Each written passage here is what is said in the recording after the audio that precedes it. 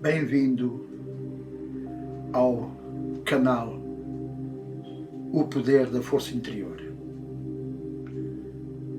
Este canal vai tentar demonstrar que você efetivamente é detentor do poder, de um poder que desconhece, de um poder que ignora, porque nunca lhe foi verdadeiramente explicado, ensinado ou comunicado.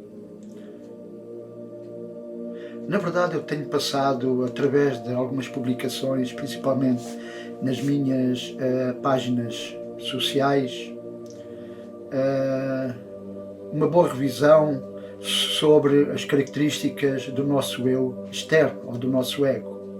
Mas ainda não se tornou efetivamente claro como pode ser possível detectar aquilo que se apresenta como um efeito dele, ou um efeito daquilo que também é chamado de eu inferior. Então, neste canal, O Poder da Força Interior, vou desenvolver esta temática. E vamos começar por aqui. Vejamos. Durante muito tempo eu próprio vivi com essa dúvida, que me confundia bastante. Como separar o trigo do joio? E isso é muito importante, porque o ego aprende tudo com grande facilidade e procura adotar todas as novas informações à sua sabedoria rudimentar, assegurando-se de que salvaguarda o controle da situação, impede que alguma brecha se possa abrir no seu sistema de valores e verdades.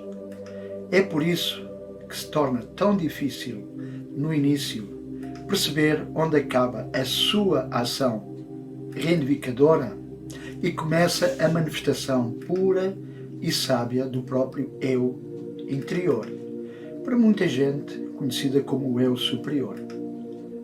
Ao longo da história da humanidade, o ego tentou manipular o eu interior, fazendo-o passar por algo irreal, imaginário, admitindo-lhe uma realidade possível, talvez, mas sem grande credibilidade, já que não era visível, nem capaz de ser comprovado. Não conseguimos comprovar que efetivamente algo, uma presença em nós, que quando nos ligamos a ela, ela torna-se efetivamente algo muito importante para o nosso desenvolvimento. Portanto, a humanidade, ao longo da história, esse ego tentou manipular, fazendo-o passar por algo irreal, imaginário, admitindo-lhe uma realidade possível, mas sem grande credibilidade. Uma vez que era invisível, nem era capaz de ser comprovado. Tornou-se, por isso, extremamente difícil provar a existência de uma presença em nós, não visível aos olhos do corpo, nem detectável pelos órgãos de sentidos, o que, desde sempre, lançou muitas dúvidas nos espíritos daqueles que ousavam ir um pouco mais longe no conhecimento de si mesmos. Desde sempre o ego tomou as rédeas destas buscas incessantes do ser humano pela descoberta dos mistérios da vida e acabou por organizar vários sistemas de acesso ao reino do não manifestado, do não físico. Estas constantes tentativas de oferecer uma resposta adequada acabaram por organizar, ou seja, melhor, por distorcer muitos dos caminhos que conduzem o ser humano ao encontro de si mesmo e das verdades universais, que estão além da sua própria ficção. Essas tentativas de oferecer uma resposta adequada acabaram por distorcer muito dos caminhos que conduzem o homem ao encontro de si mesmo e das verdades ditas universais. Essas verdades universais quase sempre estão para além da sua própria ficção. Durante muitos anos, a própria imagem de Deus foi muito manipulada e os seus atributos passaram a ser imaginados pela mente do ego, como puras projeções do nosso pequeno imaginário,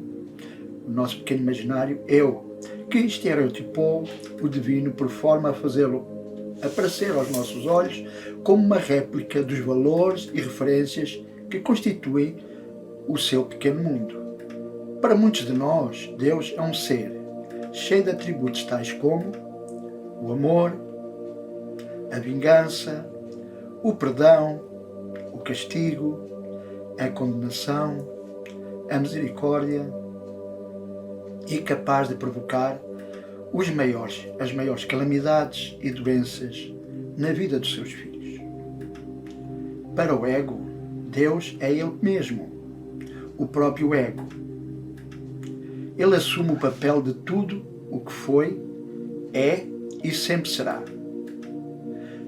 Devido à fusão artificial e ilusória feita entre o eu interior e o eu exterior, a humanidade acabou por acreditar que só havia um eu, que aprendeu a ver como a fusão dos dois, habitando todo o universo e assenhorando-se de toda a verdade. Então, Deus passou a ser aquele poder inatingível, omisso, misterioso e caprichoso, que desfruta do poder total sobre tudo e todos e que pode gerir as nossas vidas de acordo com os seus caprichos. Ora, através da mágica lei oculta da sorte, ora, através do seu misterioso e fatídico azar, que ele, aliás, parece usar e abusar a seu belo prazer. Ter medo de Deus tornou-se perfeitamente justificável.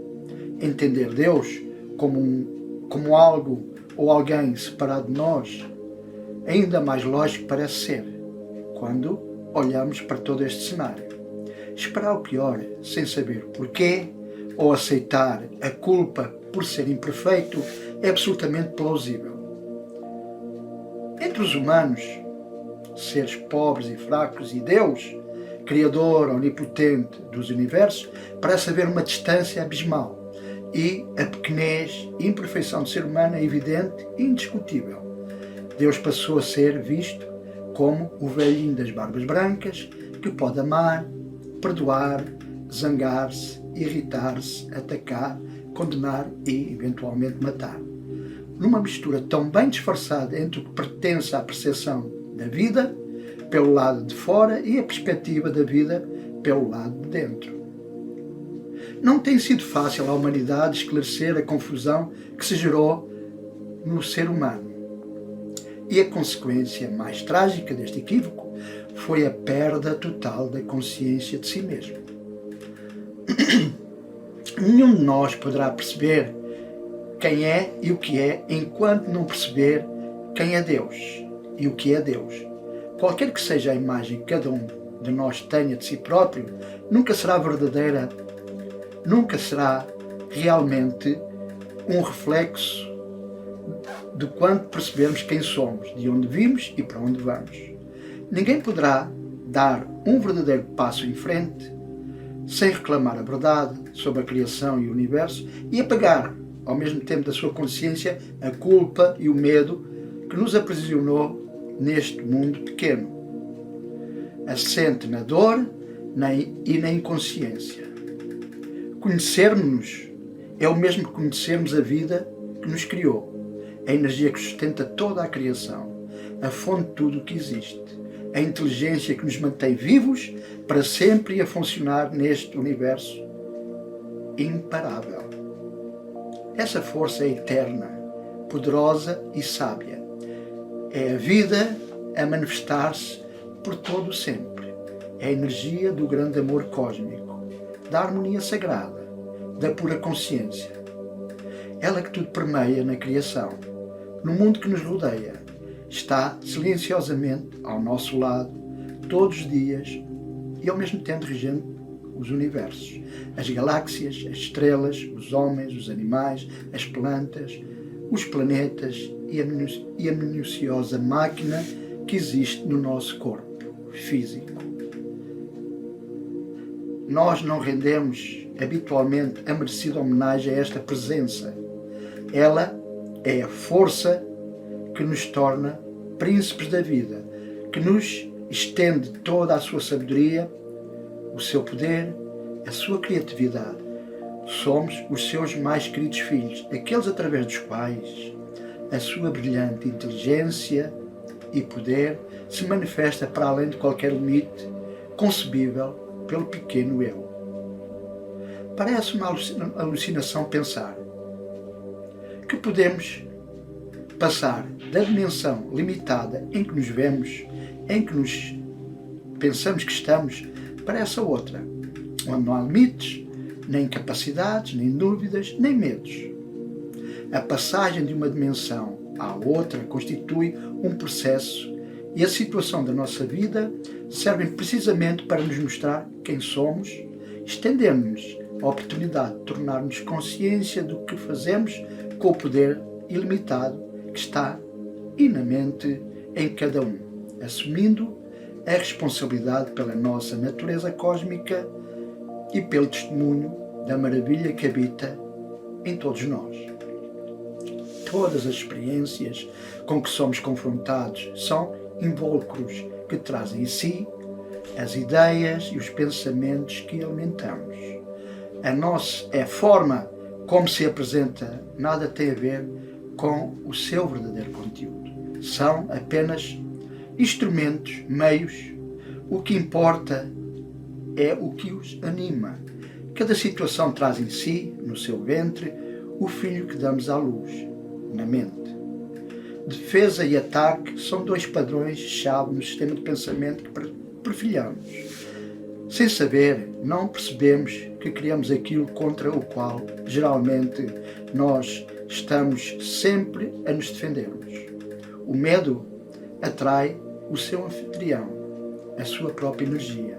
Quem vive em medo acaba por criar, na sua experiência, situações de temor, de insegurança, de risco e de vulnerabilidade. Esta é a história de todos que conhecemos. Todos nós conhecemos estas histórias. Criamos o nosso próprio drama. Passamos a vida a reforçá-lo e a alimentar aquilo que nos atrai ainda mais sofrimento e limitação. A mudança obriga a uma escolha. É preciso identificar o que nos faz mal, como funciona, o poder que temos, como utilizar, assumir a responsabilidade pelo que pensamos, sentimos e fazemos. É preciso querer mudar e vencer a inércia do coitado de mim. E esse coitado de mim, encarcerado numa dimensão inconsciente, alimentada pelo medo e pela culpa, aguarda o seu resgate para nos devolver o brilho e a liberdade. Enquanto nos sentirmos coitados e impotentes, não ousamos aceitar a mudança. Mudar é a palavra que nos faz estremecer. Tudo menos mudar. O que será que nos aguarda para além das fronteiras do já conhecido e familiar? O ego, que insiste em nos ensinar diariamente que somos vítimas, fracos e impotentes, construiu em cada ser humano um dos seus personagens favoritos, o coitado de mim. E uma vez bem interiorizado, pode ficar descansado, dormindo em águas tranquilas, tornarmos as suas presas fáceis e seguras. A resistência a mudar é grande. Toda uma armadura de pensamento e crenças se ergue para nos ameaçar e assustar. Quem somos nós para ousarmos mudar a tradição, as verdades seculares, os códigos do estabelecido? Então, a pergunta alternativa que podemos fazer pode ser: e quem somos nós para não o fazermos? Então, como podemos distinguir o que está certo e o que está errado? Os únicos obstáculos que existem entre nós e o poder, a sabedoria e a paz são as crenças que aceitamos acerca da identidade, da nossa identidade. Se pensar em si exclusivamente como um ser co-criador, infinitamente poderoso, inteligente, ilimitado e eterno, expande a sua consciência e fica muito mais perto do verdadeiro eu e de todos os seus verdadeiros atributos. Em qualquer situação, pergunte-se: para que serve isto? Como quero usar isto? Como quero olhar para isto? Que significado lhe quero dar? Qual é o propósito fundamental em mim quando avalio isto? Quero unir, integrar e harmonizar, ou quero limitar, dividir, desunir e separar? Não pense que a mudança só é possível quando o mundo exterior, o mundo lá fora, mudar. Nada precisa de mudar no seu mundo exterior para que você mude. A mudança é por dentro, não por fora. A mesma situação pode ser um meio para o aprisionar ou para o libertar. Isso depende apenas da sua atitude. Isto é, da forma como quiser olhar para ela ou interpretá-la. Nunca pense que o que se apresenta é bom ou mau. Pense sim, se quer ver algo de bom ou algo de mau. A resposta é a prova do que aprendeu, daquilo que escolheu manter em si como verdade. E o resultado do que aprendeu é o mundo que contempla à sua frente. Quando a sua sensação de eu mais profunda deriva do ser, fica muito mais livre, porque nem a felicidade nem a consciência do seu valor dependem de um resultado ou de algo que tenha feito ou alcançado. E por isso sente-se mais forte e seguro. Percebe que o seu valor não está à prova. Não precisa de mostrar o que vale e o que merece, seja o que for. Você já é tudo. Não pode deixar de ser tal como foi criado. Perfeito e brilhante. Simplesmente não acredita e, consequentemente, não sabe. Quando deixa de se preocupar com o que deve tornar-se ou vir a ser, quando abrir mão da satisfação dessa necessidade como o único meio para lhe dar sentido e consciência àquilo que você acredita sobre si mesmo, reconhece que nada o pode impedir de ser feliz, ser completo. Por isso, não cria tantas expectativas e não exige que as situações, as condições, os lugares ou as pessoas desempenham um papel determinado para depois sofrer quando não correspondem às suas expectativas. Tudo é honrado, mas nada importa, porque não se sente ameaçado. A sabedoria, o conhecimento não são mutáveis nem temporários. O que muda é fraco, é inseguro e de natureza ilusória e não pode oferecer o que realmente você deseja. O temporário serve, então, para o conduzir para fora dessa condição. Quando perceber que não quer ficar limitado por ela, mas até lá, no mundo da mudança, convencido que está de que o universo é tal como você o analisa, ou não tem consciência que pensa que é assim que Deus o criou, bem, mas em última instância o que faz sofrer, ou limita, serve para abrir a consciência e de sair fora disso, sair fora da caixa. O que aprisiona não é a sua condição de mortal ou a limitação do mundo que o rodeia. O que o aprisiona é a decisão de se manter no mundo das crenças ilusórias que o dirige para longe de si mesmo. Se quer ser livre e sábio, tem de deixar partir o que quer que seja que o impede de o ser. Nunca é o caminho para a consciência pura ou para a liberdade que é difícil. A questão que se põe é: qual é a sua verdadeira e profunda vontade?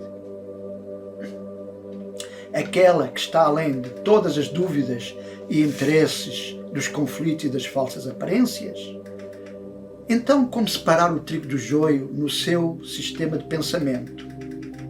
Quando o pensamento do ego toma conta de si, você deixa de ser você próprio e passa a ser uma imagem mental de si, que lhe foi ensinada pelos demais, pela consciência social. Uma vez alimentada e constituída, a sua personalidade entra em cena. O passado fornece o roteiro para o seu agora e lá começa o teatro e a representação de papéis, a fim de satisfazer as necessidades do ego. Tal como você não é a imagem feita pelo eu exterior, também a sua verdadeira vida não está muito além do que constitui as situações da sua vida. Normalmente, mistura as duas, fazendo-as como se fossem uma só. A diferença é abismal. A vida é eterna e imutável. As situações que vai vivendo são pequenos jogos, meras aventuras, interações temporárias que têm como objetivo fazê-lo escolher ser livre e sábio ou estar sempre no mesmerismo. Quando perceber quem é, de facto, para além do seu corpo e dos seus autoconceitos e crenças que interiorizou, que foi aceitando como verdades, restitui-se o poder que deu ao mundo exterior sobre si próprio. Você pode fazer um só erro e manifestá-lo de formas múltiplas e diversas. Se não perceber qual é o erro que cometeu, considerará que cada forma de erro lhe parece um erro diferente. Os erros nunca são muitos e não são a forma como eles se manifestam ou se mostram. O único erro que pode fazer, e o único que você até hoje fez, foi decidir afastar-se da ordem natural do equilíbrio perfeito da criação. Então, torna-se um viajante errante, perdido e solitário. Na sua mente, onde pode semear todas as intenções e fazê-las manifestar como se de um milagre criador se tratasse, emite crenças limitadoras e tóxicas, indignas de si.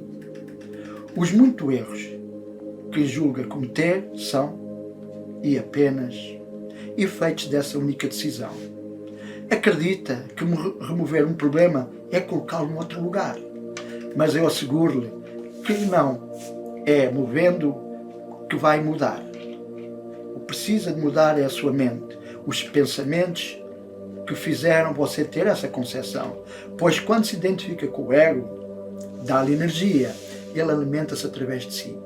A maneira como olha para as coisas depende única e exclusivamente de si. O ego é uma atitude mental, mais nada. É um equipamento mental que o faz ver e avaliar dentro de uma perspectiva limitada e incongruente. Tudo que vê através das suas lentes tem, efetivamente e sempre, formatos semelhantes, como não podia deixar de ser. Se, porém, você se tornar o seu observador, em vez de ser o seu servidor, retira-lhe energia e força sobre si próprio. Quanto mais se identificar com ele, mais sente o peso do passado, o imenso medo e a enorme ansiedade sobre o seu futuro. Isso significa que o ego o domina a seu belo prazer e sobre todas as suas decisões. Você já é perfeito e ilimitado. No entanto, pensa que tem de lutar para conquistar uma melhoria sobre si. Não lute por aquilo que já é seu. Se pensa que deve lutar, é porque não percebe quem é e o que tem em potencial. E é intrínseco e natural. O seu investimento deve ser feito em desfazer o que impede de desfrutar o que é e tudo o que tem lhe dado por ter esse direito. Se visse uma garrafa com líquido pela metade, o que pensaria? Ela está meia cheia ou está meia vazia? A resposta que der mostra-lhe a forma como olha para o que vê. Se vir a garrafa meia vazia, isso significa que se focou na parte que lhe mostrou a ausência, a falta, o vazio. Valorizou o que já lá, o que não estava lá. Portanto, deu-lhe essa percepção. Mas se a percebeu meia cheia, é porque valorizou o que já lá estava e preferiu dar mais atenção a isso.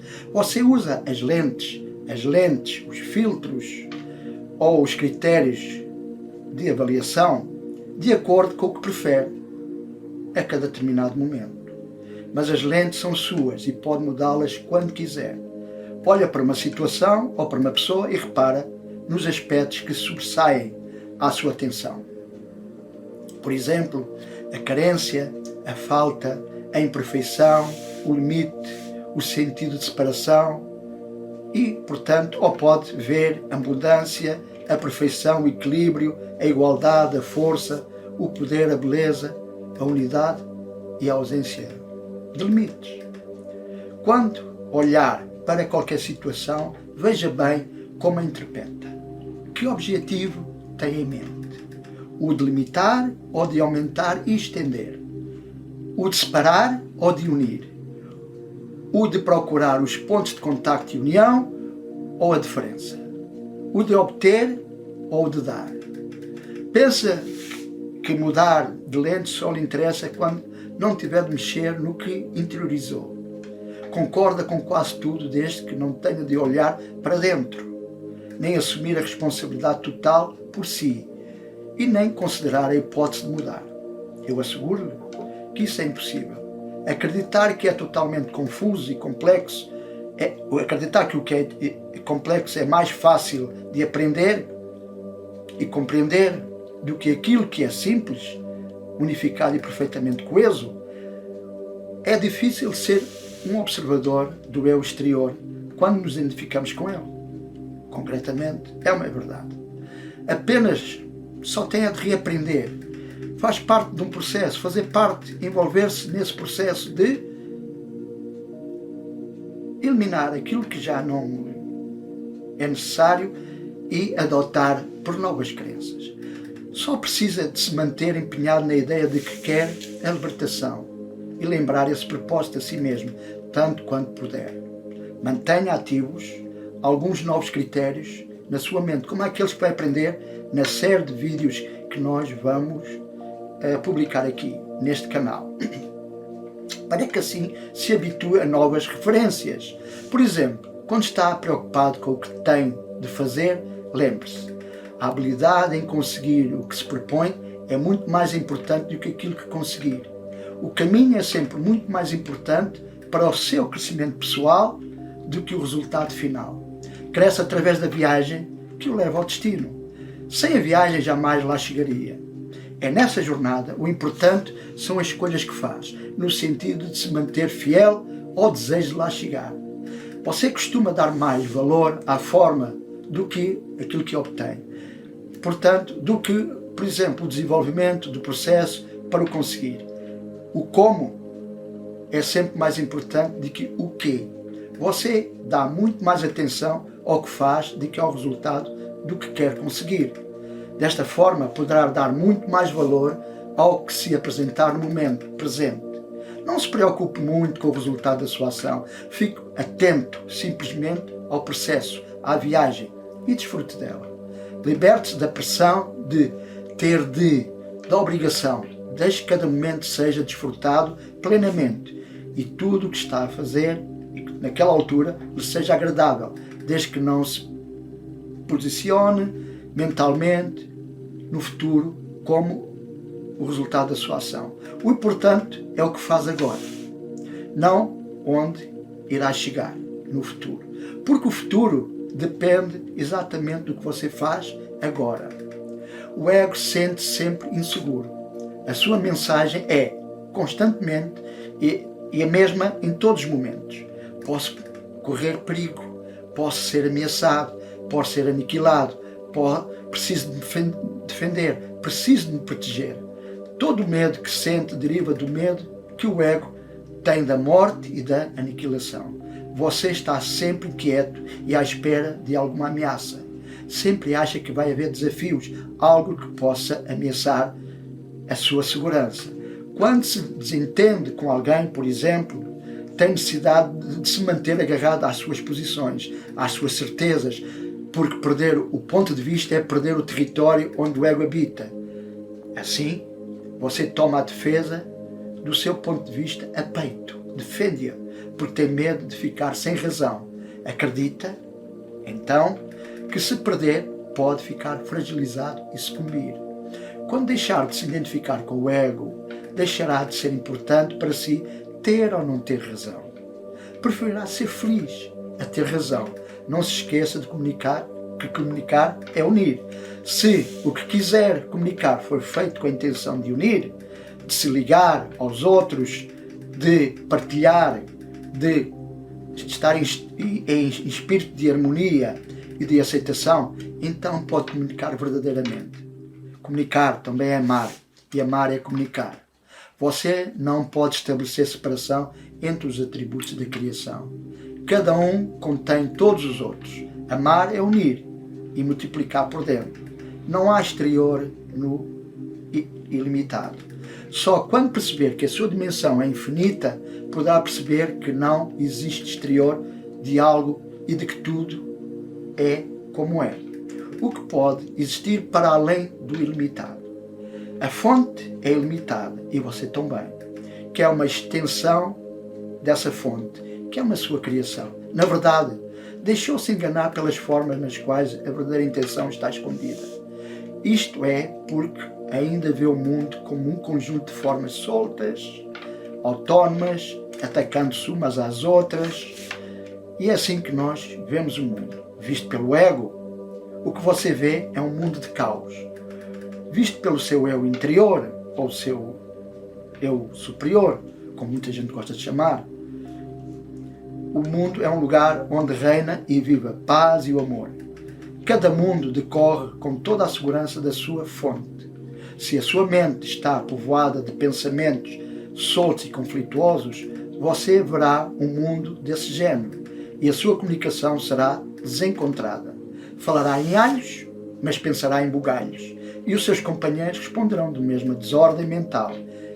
Pensa que pode escolher entre muitas versões do amor e comunicação, mas o amor é uno em si e não conhece versões. Você não pode amar mais ou menos, comunicar mais ou menos. Pode experienciar diferentes formas de amar e comunicar, mas a qualidade do amor e da comunicação é sempre a mesma. O amor não é seletivo, da mesma forma que a luz do sol também não. Por isso é que se diz que quando o sol nasce é para todos. Não torna ninguém especial. Não é exclusivo. Você não pode comunicar bem com uns e mal com outros, a menos que os seus pensamentos sobre eles sejam diferentes e incoerentes. A escolha entre ilusões é dar-lhe a ilusão de que é livre e de que o amor pode ter níveis. Se o amor fosse exclusivo, não seria universal. A criação é universal. Se o amor fosse seletivo, excluiria algo como a criação e a criação fragmentar-se-ia e deixaria de ser perfeita e coesa. Tudo o que foi dito até agora é bastante razoável e compreensível. Afinal, não se deu conta que todo este processo, à medida que ele se foi desenvolvendo, mas também não lhe peço que altere a sua vida de um dia para o outro. Se demorou tanto tempo a construir um eu exterior, precisa de algum tempo para o desfazer, se calhar mais do que algum tempo, de tal forma para que não se sinta inseguro e nem assustado. Seja tolerante consigo mesmo. Nem todo o tempo, você tem todo o tempo que precisar para ir mudando as suas decisões sobre si e sobre tudo que você ainda pensa que é o mundo. Lembre-se, porém, que o eu exterior tentará sempre abafar o ser e tudo o que ele representa. O ego precisa de controlar. Então, o ego vai pôr dentro de uma caixinha e escondê-la dentro de si, tanto quanto for possível, e depois pôr uma etiquetazinha a dizer material desnecessário, fantasias e irrealidades. A sua biblioteca interior está cheia de estantes repletas de caixinhas onde guarda as experiências e todo o passado. Foram todas organizadas, catalogadas com milhões de referências, de tal forma que, se quiser interpretar qualquer coisa, dar um significado ou atribuir-lhe algum valor, pode retirar dali tudo o que precisa para o fazer, com perfeita confiança. É isso que faz, por exemplo, sempre que olha para alguém e a compara, seja com o que for. O que você ainda não sabe é que existe dentro de si uma outra biblioteca muitíssimo maior, muito mais sábia, no qual as prateleiras estão cheias de conhecimentos criadores e eternos, sábios e que podem fazer de si aquilo que você sonha ser e no qual tem pleno direito de ser. Essa biblioteca universal constitui a herança primordial do ser, que você trouxe consigo para esta experiência de vida. Portanto, o que quer dizer que pode dar plena manifestação ao seu poder e vontade. Então, como pode reconhecer esse ser, esse eu interior? O verdadeiro eu não é físico, não tem uma forma, nem limites ou contornos. A sua existência pode ser sentida como uma espécie de presença silenciosa, invisível. A presença animadora, inspiradora, que se exprime através do que você sente.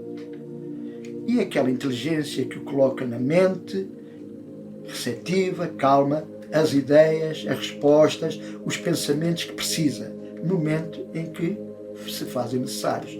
Quando deixa que essa força o oriente, não mais precisa se preocupar, seja com o que for, porque a parte de si, que tudo sabe e vê, se ocupa o tempo inteiro de lhe indicar o que você precisa de fazer.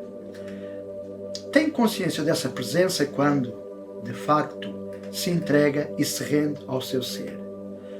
É nesse estado de comunhão consigo mesmo que sente que ele lhe quer dizer a cada segundo. É nesse estado que você sente a vida, a sua verdadeira identidade.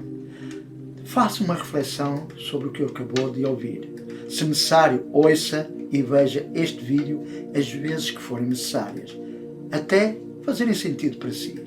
Este canal vai ser publicado temas à volta deste conceito. Até lá, que seja abençoado com a lei do 1 e até sempre.